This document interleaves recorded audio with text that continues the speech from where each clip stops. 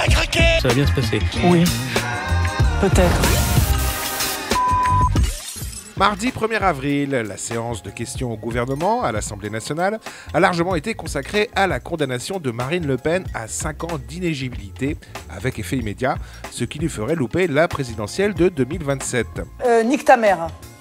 Alors bien sûr, dans le camp du Rassemblement national, on a eu droit à une diatribe du député Jean-Philippe Tanguy dont il a le secret. Voilà qu'un carteron de procureur et de juge prétend sortir du droit pour exercer la vendetta du système contre son seul opposant, le Rassemblement national. Il y a des tyrannies qui enferment leurs opposants. Il y a désormais des juges tyrans qui exécutent l'état de droit en place publique. Le groupe Rassemblement national ne vous laissera pas voler l'élection présidentielle comme vous avez volé des dizaines de sièges lors des dernières législatives. J'adore quand tu dis ça, j'adore. Ah, tu le dis bien, tu le dis bien.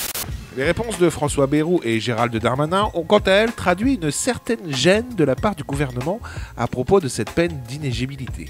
Je n'ai pas l'intention de mélanger les discussions sur un jugement que je soutiens, que je ne commente pas et que je soutiens, avec la réflexion sur l'état de la loi qui appartient au Parlement et qui mérite alors cette réflexion sur l'état de la loi d'être constamment réfléchie et prise en compte.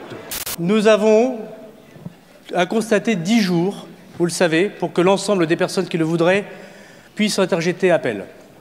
Cet appel est de droit et je veux rappeler ici, comme ministre de la Justice, que tout citoyen, que toute citoyenne doit pouvoir faire valoir son droit au recours, à être jugé par une cour d'appel. Et je souhaite personnellement que si Madame Le Pen interjette recours, ce délai de jugement nouveau à la cour d'appel de Paris puisse être organisé dans un délai le plus raisonnable possible, avec l'esprit dans lequel Madame Le Pen va interjeter appel. Calmez-vous, madame, ça va bien se passer. Difficile de comprendre pourquoi Bayrou et Darmanin prennent autant de pincettes. Soit il y a un vrai problème avec cette loi, soit la Macronie a peur de perdre sa meilleure ennemie, Marine Le Pen, celle qui a été battue 2 fois par Macron et qui sert d'épouvantail républicain. François Bayrou n'est pas juste un mauvais Premier ministre, il est aussi un piètre maire de la ville de Pau, comme en témoigne cette altercation avec un élu en plein conseil municipal.